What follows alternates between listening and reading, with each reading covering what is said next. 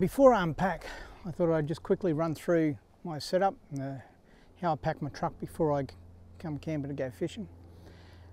Rod holders go on the front. I used a bit of Velcro here. That's about a 2-inch wide Velcro, glued at one end, just overlaps, I'll show you. So that just holds my rods together and stops them flapping around. So you can see that. Just come a bit closer. So you can see the Velcro there. This works really well.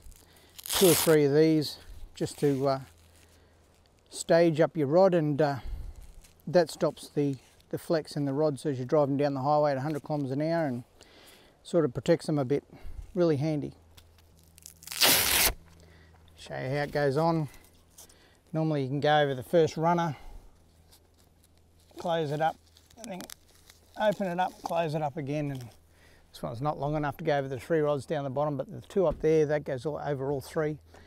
So you can see these here. That keeps the rods separated, stops the little one flexing and bouncing into your windscreen.